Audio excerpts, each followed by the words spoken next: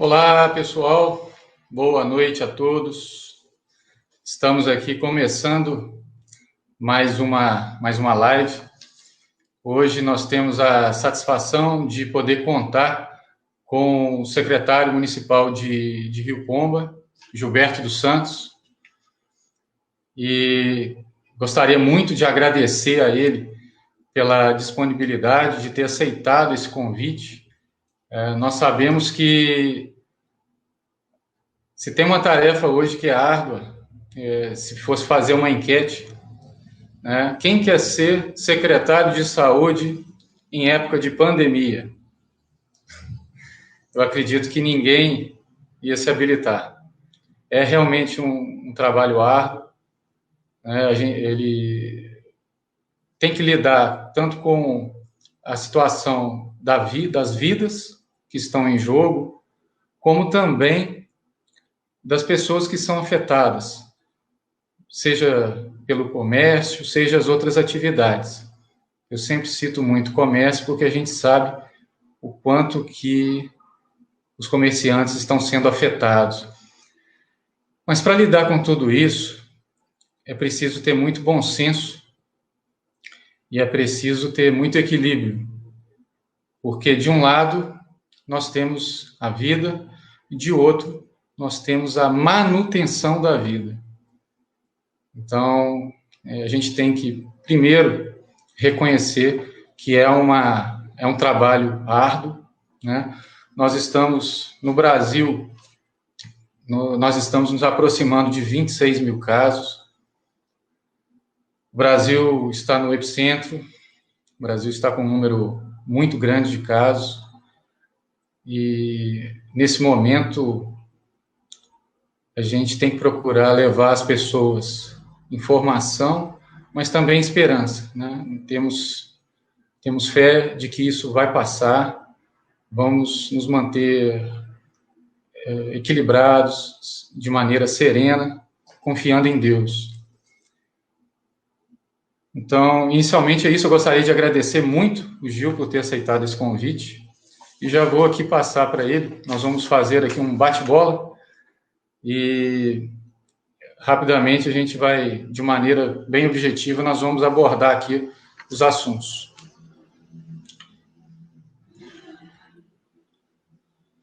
Muito boa noite, Gil. Boa noite, Clóvis. Estendo através de você, desculpe, o meu boa noite a todas as pessoas que te acompanham, né, que curtem a sua live. Espero poder contribuir aqui nesse espaço para atingir o objetivo que você naturalmente utiliza com muita nobreza, né, com muita vontade de informar e de auxiliar as pessoas a compreenderem melhor o mundo em que vive, né? Acredito que seja esse seu objetivo. Foi muito bom você falar isso, Gil. Eu gostaria de deixar bem claro que eu não sou filiado a partido político algum, eu não sou candidato a nada. Eu estou fazendo isso mesmo como um propósito de vida, né? A gente tem feito aos domingos uma live com um momento de reflexão, onde nós abordamos assuntos ligados à moralidade, espiritualidade, e quinta-feira nós temos feito essa reflexão em cima do trabalho que eu desempenho, seja junto aos funcionários, ou até mesmo em outros assuntos jurídicos. Como estamos diante de uma pandemia, nada mais justo do que debater esse assunto, e o nosso intuito aqui não é confrontar, muito pelo contrário, nós queremos debater ideias e encontrar soluções. Para isso, eu vou deixar você bem à vontade para você poder falar e informar a todos, né? Inicialmente, Gil, como está a situação de Rio Pomba em relação ao número de casos confirmados e óbitos? Bom, primeiro eu quero te agradecer pelas palavras iniciais, eu não falei sobre elas.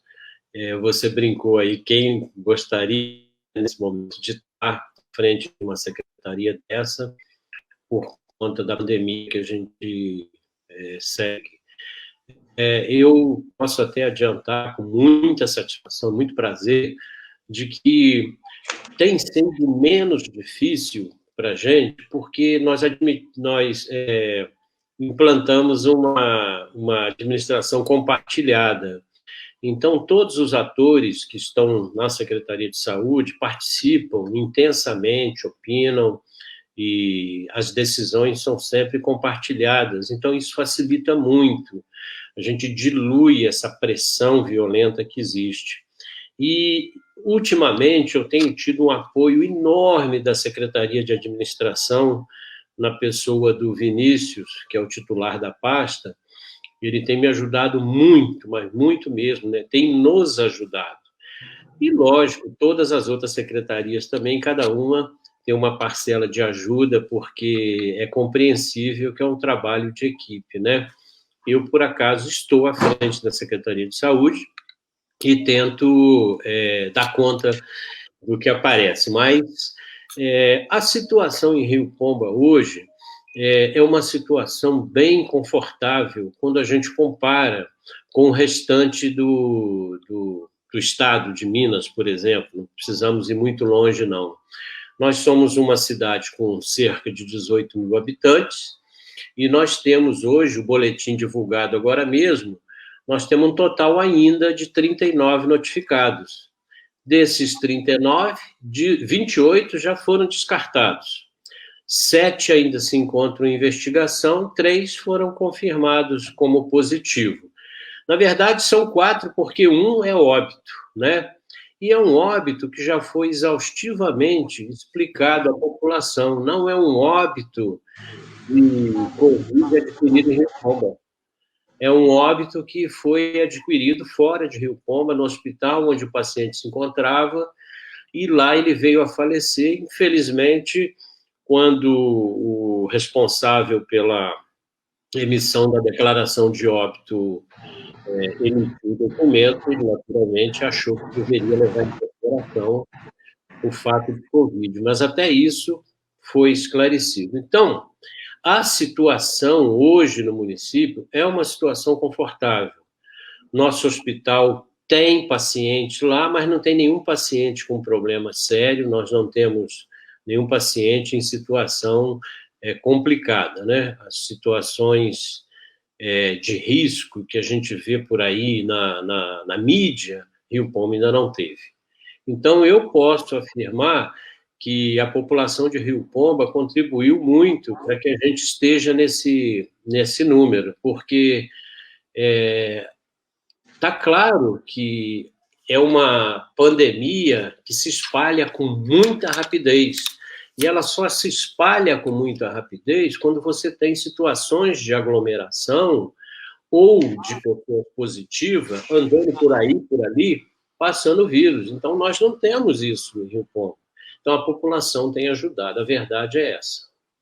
Tá certo. Então, aí você já falou sobre a questão de Rio Pomba, e desde o início, Gil, a gente notou que houve uma preocupação em relação a evitar essa disseminação, né? E, ao final, eu queria até antecipar aqui para quem estiver acompanhando a gente, vamos deixar também a palavra aberta ao Gil para falar sobre a reabertura do comércio e tudo mais, mas isso vai ser lá no final, porque a gente vai abordar aqui, inicialmente, a questão ligada aos funcionários, né? Ainda antes de entrar na questão dos funcionários, quais as providências que vocês têm adotado quando tem uma pessoa que apresenta os sintomas? Bom, como a gente tem mostrado aí exaustivamente nos vídeos, não só que eu faço, como todos os profissionais da saúde que nos ajudam, a pessoa, quando tem um sintoma parecido com o que se espera, né, da pandemia, ela se dirige, se esse sintoma é leve, ela se dirige à unidade de saúde mais próxima e faz uma consulta. Ali, ela é orientada. É um caso leve, é orientada a voltar para sua residência, cumprir os 15 dias de isolamento até que a coisa, até que passe. Se ela está com um sintoma muito, muito complicado, algum problema de respiração, febre intensa, dor de garganta, e alguns outros sintomas, até mais graves, que seria aí você já não sentiu o gosto das coisas, né? Aí você é orientado aí no hospital, né? Mas na unidade de saúde, você tem toda essa atenção e orientação. Então, esses casos em que a gente solicita que a pessoa retorne e fique em quarentena, e essa orientação é estendida a todos os entes que vivem naquela residência.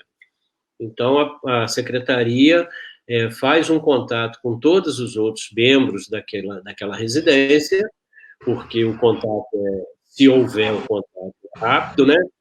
E aí a gente orienta todos a ficarem nas suas residências. E damos como se diz, nós damos as orientações a todos eles e acompanhamos diariamente, através da unidade de saúde, se a pessoa está cumprindo o isolamento e como ela está se sentindo. Então, durante 15 dias, essa pessoa é acompanhada pela sua unidade de saúde. Perfeito. Então, agora, falando especificamente dos funcionários, como está ocorrendo o trabalho dos funcionários na pandemia, especificamente também em relação às barreiras sanitárias? Bom, com relação ao corpo de servidores da Secretaria de Saúde, é bom a gente lembrar que o decreto, assim que saiu, ele alertou para o fato de que, nesse momento, o servidor da Secretaria de Saúde ele teria um procedimento separado para ele, né? Os servidores de outras secretarias, se eles tivessem alguma comorbidade, se eles tivessem se enquadrado em algum caso específico de risco para a doença, ele poderia solicitar a sua licença, né? No caso do servidor da saúde, isso já não é tão simples, porque numa pandemia, a pandemia é como se fosse uma guerra. O comandante do Exército, das Forças Armadas, ele pode requerer que o soldado fique de prontidão, ele não pode abrir mão de ninguém, né?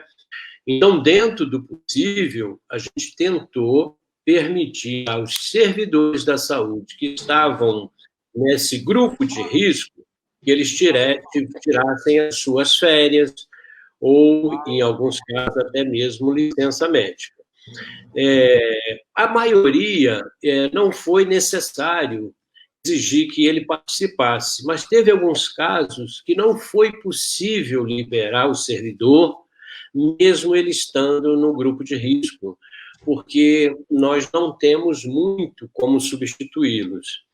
Então, de um modo geral, a gente tem feito o possível para respeitar o direito do servidor, em especial da saúde. Os das demais secretarias, quase todos têm ficado mais ou menos em casa, e o secretário de saúde, em alguns casos, até convoca servidores de outras secretarias para o trabalho. E isso também aconteceu recentemente. Para formar a barreira, eu tive que fazer a convocação de todos os servidores da educação para virem nos ajudar. Mas tem corrido tudo muito bem, tudo tranquilo. Nós não tivemos ainda na linha de frente nenhum servidor da saúde que tivesse algum problema. Nós já tivemos um profissional de saúde que apresentou sintomas, de imediato a gente aplica um teste nele e a gente o isola e o deixa separado. Mas isso, até agora, aconteceu praticamente com 1 ou 2 profissionais só. E é importante, né, esclarecer que mesmo os profissionais, mesmo os funcionários que não são da saúde, eles estão convocados a participar.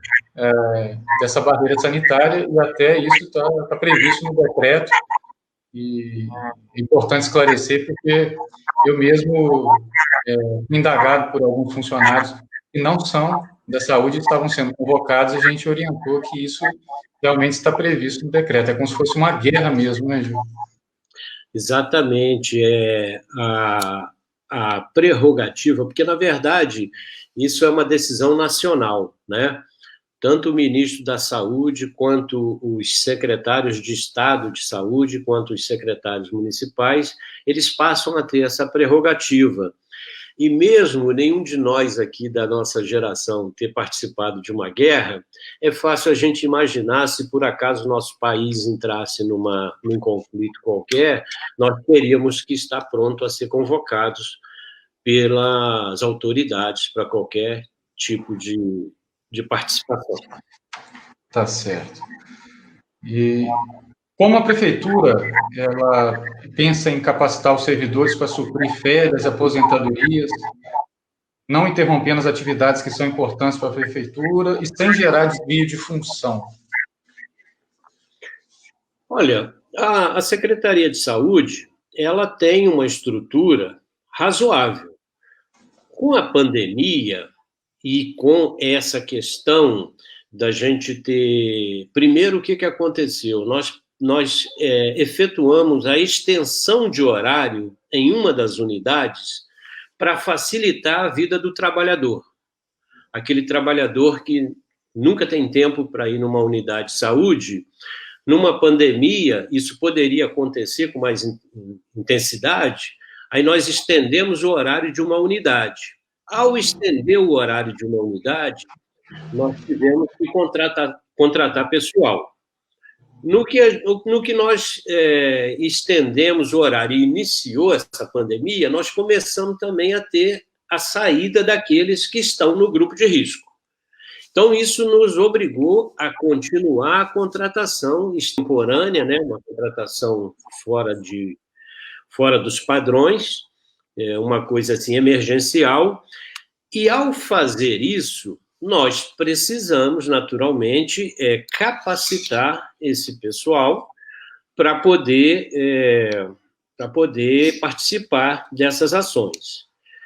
A nossa coordenação técnica, né, hoje, todo esse trabalho está concentrado nas coordenadora de Vigilância em Saúde, a Isaura, a coordenadora de Atenção Primária, a Etienne, e a coordenadora de Planejamento, a Verônica. Esses 3 funcionários, eles têm sido os funcionários encarregados de fazer essa capacitação, de estar constantemente reunindo, de estar constantemente fazendo uma reciclagem. A quantidade de documentos que o Ministério da Saúde e a Secretaria de Estado da Saúde geram diariamente com relação a protocolos, em especial para médicos e enfermeiros, é muito grande. Então, isso exige constantes reuniões, né? Então, constantes em comparação com o normal. Então, a Secretaria está fazendo essa capacitação conforme essa necessidade vem se apresentando. Eu não sei se eu respondi adequadamente a sua pergunta. Não, sim. Inclusive, Gil, a gente sabe também que isso é uma conversa ao vivo. Se por acaso surgir outra dúvida e tal, a gente pode, inclusive, complementar. Eu passo aqui, complemento, mas... até agora, tudo bem, você tem respondido, sim, te agradeço. Eu gostaria de perguntar também se você chegou a ver o trabalho realizado pelo nosso engenheiro de segurança do trabalho em relação ao EPI e se a prefeitura tomou alguma providência, como está fazendo para adaptar a situação da pandemia e o equipamento de proteção individual, ou seja, vamos traduzir aí para quem não está habituado a esses termos. Como que a prefeitura tem feito para proteger essas pessoas, né, os funcionários, sejam eles da saúde ou não, que estão nas barreiras sanitárias, que estão tendo contato direto, para poder... Como que a prefeitura está fazendo para poder proteger essas pessoas? em relação ao equipamento de proteção individual? Bom, historicamente, a Secretaria de Saúde já é a secretaria que mais se preocupa com o uso do EPI, porque as normas de controle, de vigilância sanitária, né, elas são originárias da Secretaria de Saúde. Então, a Secretaria de Saúde, pelo fato de ser o órgão que cobra essa utilização em toda a cidade o ano inteiro, ela já tem por norma ter muito cuidado com isso, né? Então, de um modo geral, o nosso servidor já está muito acostumado.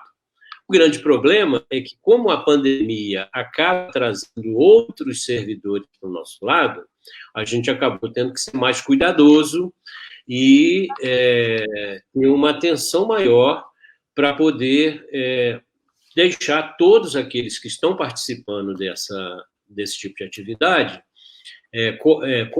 acobertados pelo uso de EPI. E uma outra coisa que aconteceu também é que Só um minutinho. Desculpa. Uma outra... Não, engraçado que você me pediu para desligar e eu desliguei, mas ele ligou sozinho. A primeira live que eu fiz aconteceu isso. Nunca mais eu deixei o celular ligado. Que doideira.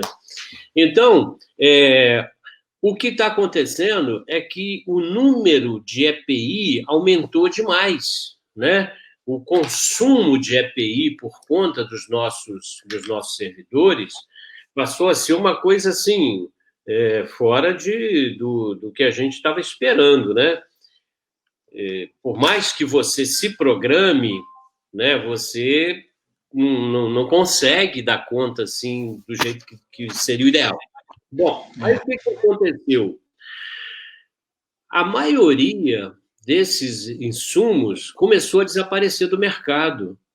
E isso tanto é verdade que, recentemente, nas TVs aí, nós vimos um fato interessantíssimo em que um determinado país comprou uma quantidade enorme de máscara da China, o avião veio, quando o avião pousou dentro de um determinado país, esse país apreendeu a carga e falou, não, isso aqui vai ficar com a gente, não vamos deixar ir para outro lugar.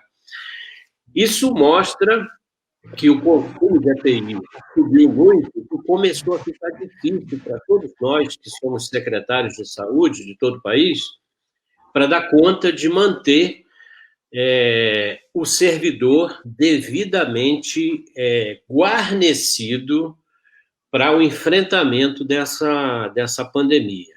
Graças a Deus, como nossa cidade está num estágio muito sob controle, até o nosso EPI, que nós nos preparamos para estar sob controle também, nós temos ele com folga, com tranquilidade, e por enquanto não está faltando.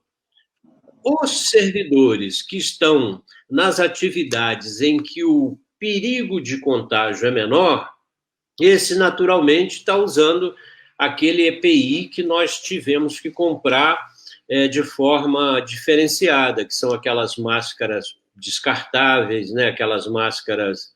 Porque existe uma máscara caríssima, que essa é só para o pessoal que está na linha de frente, né?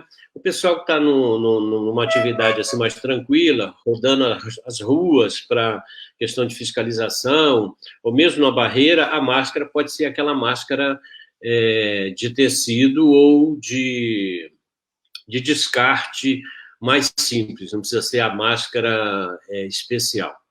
Em resumo, nesse momento, a Secretaria de Saúde não tem falta de nenhum dos EPIs que são necessários para o combate ao coronavírus. Nós fornecemos até para o pessoal do cemitério, que usa um tipo de EPI bem mais sofisticado, mas nós tínhamos para fornecer para eles. E é interessante o seguinte, porque é claro que nós estamos vivendo um período atípico, né? Isso eu até abordei na primeira vez que eu fui falar aqui na live, que a gripe espanhola, 100 anos atrás, até hoje a gente não sabe quantas foram as vítimas, né, a extensão disso. Eu estava conversando exatamente com esse engenheiro de segurança do trabalho, o doutor Paulo, que já presta um serviço para a gente aqui há algum tempo no sindicato, e ele estava falando exatamente isso, a dificuldade do EPI realmente guarnecer o funcionário, proteger o funcionário, porque o risco biológico ele vai ocorrer, né? Então, cabe realmente ao município fazer todo o possível para proteger os funcionários, proteger essas vidas. E então, por isso que é tão importante a gente ter essa conversa aqui, para a gente poder esclarecer para a população como está sendo feito isso.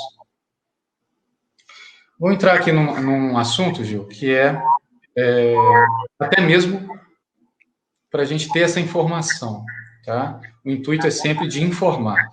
Sobre as verbas que foram repassadas ao município, gostaria que você mencionasse o valor, como ela chegou e como ela tem sido utilizada ou ainda vai ser utilizada. Primeiro, olha, antes de passar para essa pergunta, só te falar que eu tenho absoluta tranquilidade de estar aqui, tenho um prazer enorme, e uma coisa que vai ajudar os colegas que estão nos ouvindo a entender é que eu fui líder sindical durante quase 8 anos na empresa que eu trabalhava. E eu tive o prazer de estar do lado de lá e hoje estar do lado de cá. Então, eu conheço e sei o quanto que é importante que numa relação como essa, em que hoje eu estou no executivo e os meus colegas estão do outro lado como servidores, e também a população que por acaso nos acompanha, eu tenho absoluta tranquilidade, absoluta certeza da importância da transparência, da lisura e da importância de se discutir todos os assuntos, né? Então, assim, não tem nenhum constrangimento da minha parte esses tipos de pergunta. Os recursos é muito importante para a população, porque nós percebemos o seguinte: tem muita gente que tem dificuldade de entender o que seja a administração pública, como ela funciona. A administração pública ela tem uma série de protocolos que são tão rígidos, tão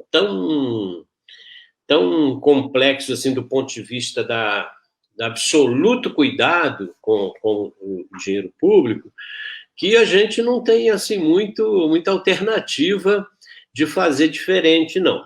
Então, no caso da nossa pandemia, vamos entender o seguinte: a Secretaria de Saúde recebe o ano inteiro o dinheiro que vem do governo federal e do governo estadual para tocar o seu serviço. Nessa pandemia, se antecipando aos problemas que cada município teria, o governo federal e o governo estadual promovem a liberação de recursos de acordo com a sua capacidade, com o seu entendimento, e mandam. Esse ano, eu esperava receber esse ano 12 milhões de reais para tocar a nossa secretaria. Começou a pandemia e eu estou recebendo esse dinheiro, esses 12 milhões vêm ao longo do ano, é o esperado, né? Então, seria algo em torno desse valor para eu conduzir a minha secretaria.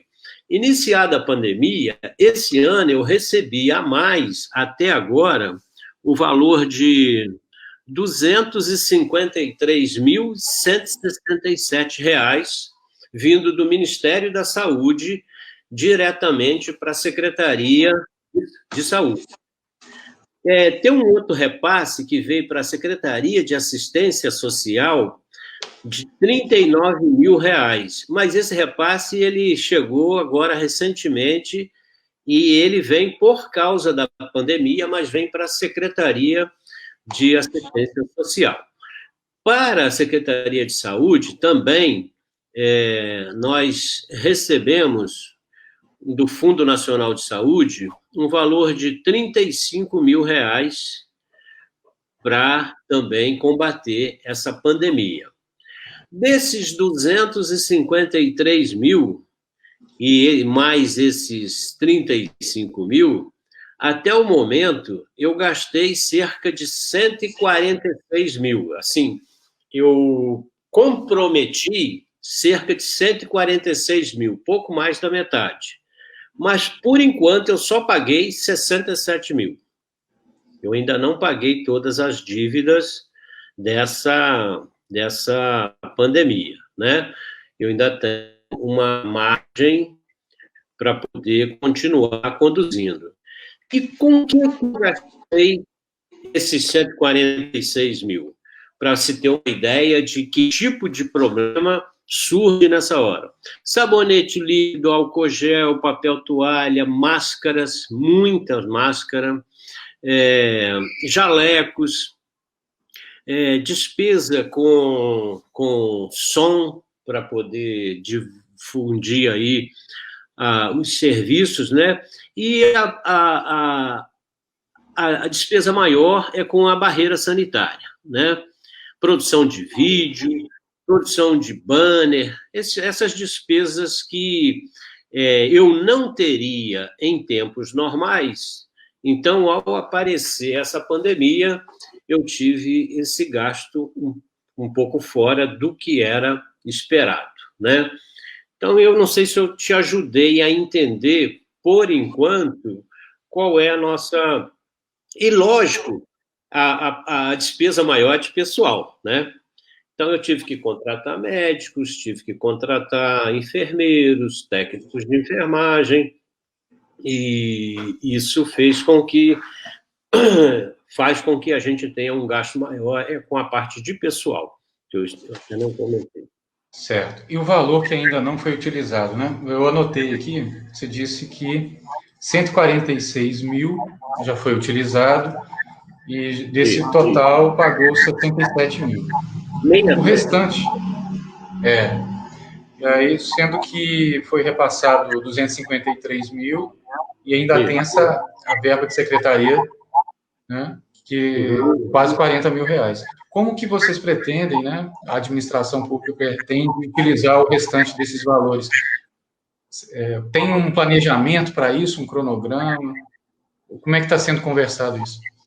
Bom, de uma forma geral, uma pandemia, ela te faz você ter um mínimo de planejamento, né? Como eu já tenho o hábito, já nos últimos 4 anos, de ter uma discussão das despesas feita de forma com um grupo grande de servidores, né?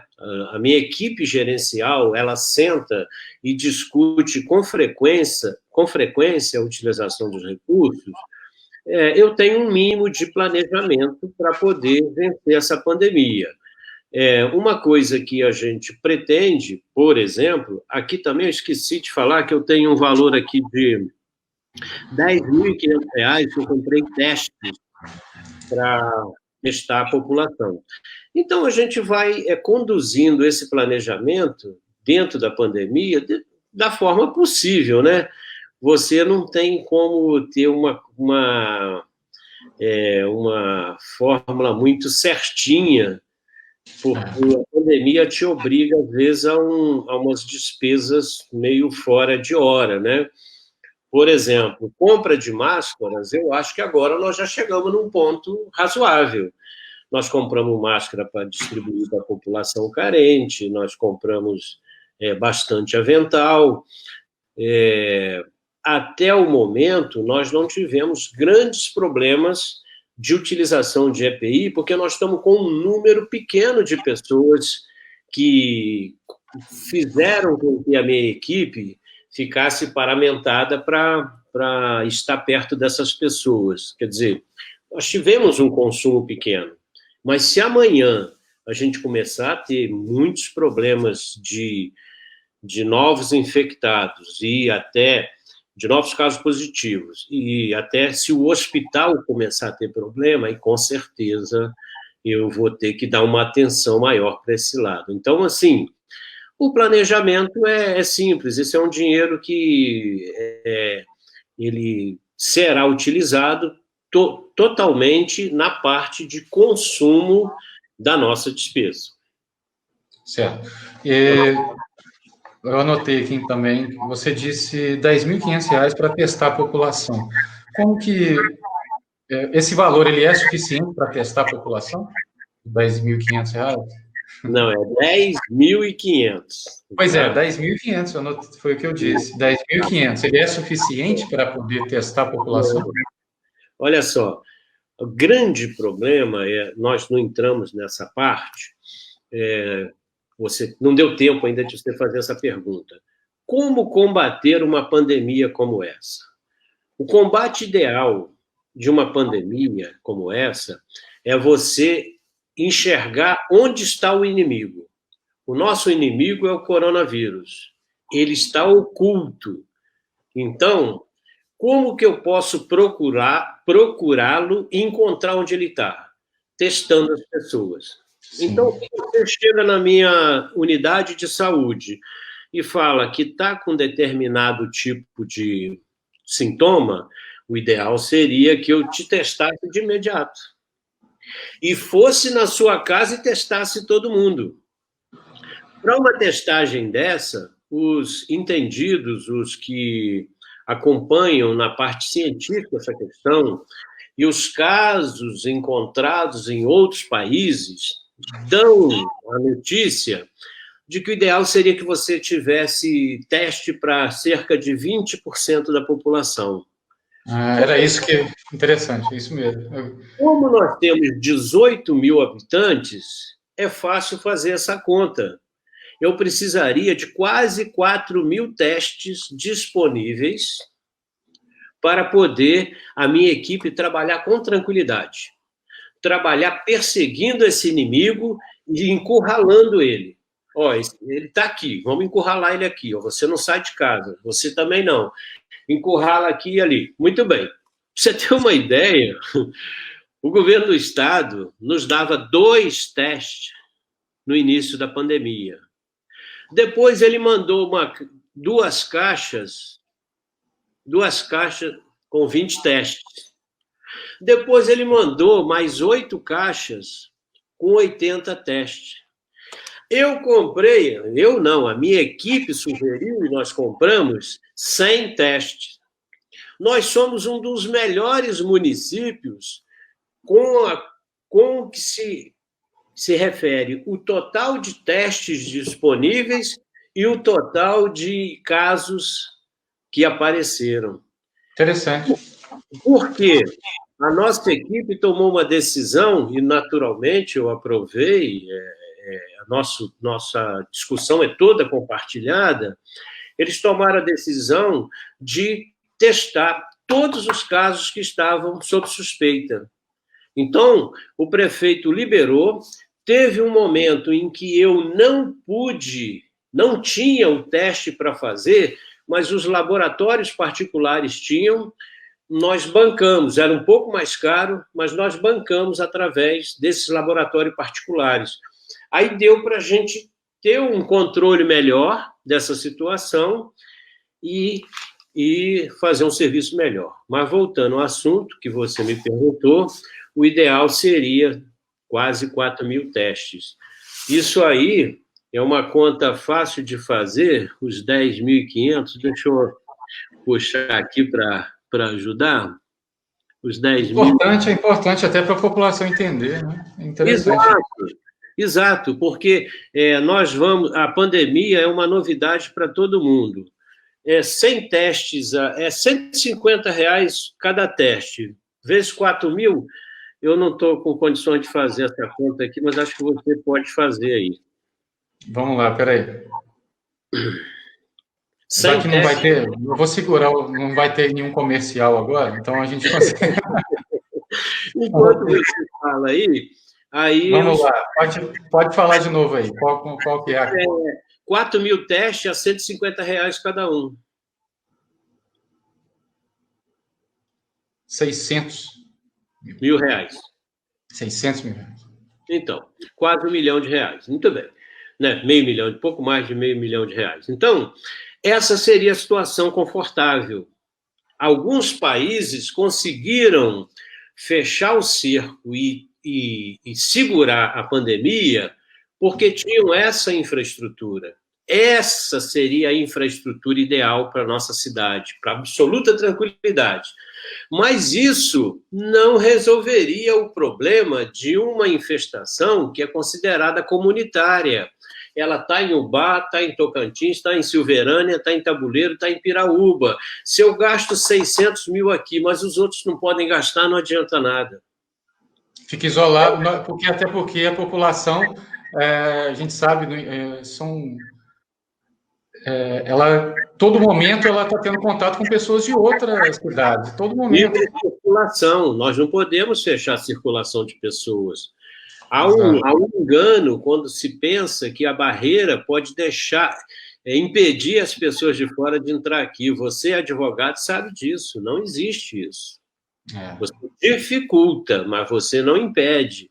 Bom, o importante é que se entenda o seguinte: na falta dessa quantidade de testes ideal para fazer um bom trabalho, o que nos resta? O isolamento social. O isolamento social é a única forma de você manter o vírus seguro, porque o vírus está comigo, vai ficar comigo 14 dias e vai embora para o esgoto. Enquanto ele não vai embora, se eu ficar quieto, eu não vou passar para ninguém. Mas se eu sair, aí eu já corro o risco de passar para alguém. Se eu sair de máscara, eu estou facilitando para o vírus não sair para ninguém. Se eu sair, botei a mão em alguma coisa na minha saída, voltei, passei água e sabão. Só isso. O álcool gel, ele é para substituir quando não tem água e sabão. Você não precisa ter as duas coisas, não. É verdade. Então, água e sabão para a gente, na nossa comunidade, no nosso dia a dia, não tem sido uma coisa muito difícil, não. É uma coisa que dá, de um modo geral, para todos terem, né? O álcool gel seria aquele caso em que você está na rua, não tem onde você lavar a mão, o álcool gel substitui com tranquilidade. Então, assim, a pergunta que você me fez de como eu gostaria de gastar o dinheiro que sobrou, se eu pudesse, o máximo de teste. Se eu pudesse. Que é o que os países desenvolvidos têm feito, né? Os países de primeiro mundo testando. É a busca ativa para saber aonde a pessoa foi, porque se eu te pergunto onde você foi nos últimos 3 dias, você vai ter dificuldade de me falar. Vai ter muita dificuldade. Mas vai me dar uma noção. Eu vou nos pontos onde você foi e tento cercar. A Coreia do Sul, que foi a que mais bem tratou esse assunto, ela ia e já testava o cara. O Clóvis passou aqui nessa casa aqui, conversou com 2 pessoas, vamos testar vocês 2. Opa, ia testando, conseguiram fazer isso. E aí, o grande papel da barreira sanitária tem sido de informação, né? Aquilo que você disse. É no sentido de informar mesmo. Informar. Isso precisa ficar claro também para as pessoas, porque isso daria um assunto, daria uma outra live, a questão da ansiedade das pessoas, né? As pessoas estão com uma tendência de ter uma ansiedade maior que o normal, e é perfeitamente compreensível. Muita informação na mídia, né? É preocupante. Então, essa ansiedade, ela é uma outra discussão que a gente teria que ter, essa preocupação de que a barreira possa segurar o vírus, não é verdade. A barreira não segura o vírus. Né? O vírus não tem... Ela ajuda a controlar a circulação. Tá certo. Ô, Gil, eu gostaria até de pedir a você, até para esclarecer a todos que estão assistindo ao vivo, aquelas pessoas que vão poder assistir depois, e também comentar com as outras pessoas da cidade, da região, como que o município de Rio Pomba está fazendo para poder adotar a reabertura do comércio? Bom, muito bem. Eu vou ter que entender um pouquinho para explicar o seguinte. Primeiro, nós precisamos compreender que o secretário de saúde tem um papel primordial de tentar preservar a saúde das pessoas. A preocupação principal do secretário de saúde é a saúde das pessoas. A economia não é uma preocupação principal para a gente. Eu não tenho que ter essa preocupação. Por acaso, sou um cidadão comum que tem um monte de amigos, parentes, pessoas que trabalham na área econômica, lógico, sobrevivem, então a gente compreende a situação de todo mundo. Uhum. Quando nós vimos essa pandemia chegar, todos nós que temos um mínimo de bom senso sabíamos que a parte econômica seria afetada. Todos nós. Então, a parte econômica, ela é imprescindível. Mas antes de qualquer coisa, a vida é tudo. Então, nós não podemos esquecer que nós estamos discutindo a preocupação da vida das pessoas. Isso é o mais importante. Não dá para abrir mão dessa situação. Não dá para abrir mão da vida. Não dá. Muito bem. A economia do município está afetada, como está afetada a economia de todo o Brasil. Tudo isso já estava programado. Tudo isso nós já sabíamos que ia acontecer. Então, nesse momento, eu tenho que trabalhar junto com a nossa equipe e os colegas das outras secretarias que nos ajudam, temos que trabalhar para conter a infestação. E conter a infestação quer dizer, não sabemos com que prazo nós conseguiremos conter essa infestação. Nós vivemos num país em que as pessoas circulam para lá e para cá com todo o direito que têm. Então, o vírus aqui está contido, está ótimo, mas daqui a uma semana ele pode não estar contido. E eu dou um exemplo clássico. Começou hoje, ou ontem, se eu não me engano, o pagamento dos aposentados pelo INSS, e, se eu não me engano, também dos benefícios que o governo concedeu para a população carente. Continuará na próxima semana o pagamento dos aposentados, dos servidores, dos empregados da indústria e do comércio, de um modo geral. Isso dará uma movimentação na cidade. É um momento de risco, é um momento de infestação. E o vírus leva, às vezes, 14, 15 dias para aparecer. Então, pode ser que a próxima semana sirva de uma infestação daqui a 15 dias. Então, a abertura do comércio não é uma preocupação primordial nesse momento, mas nós estamos preocupados com as pessoas que estão em dificuldade. Mas é importante que as pessoas saibam que tudo isso tem que ser controlado e evitado pelo governo federal. Não é pelo governo municipal. O governo federal tinha a obrigação de garantir a esses empregados, a esses empresários, aos donos de pequeno comércio, ele tinha a obrigação de garantir um maior tempo de tranquilidade, porque nós já sabíamos que essa pandemia sairia do controle. É só a gente lembrar que o Brasil, há pouco tempo atrás, estava com 1.000 óbitos. Olha quanto que o Brasil está hoje. Né?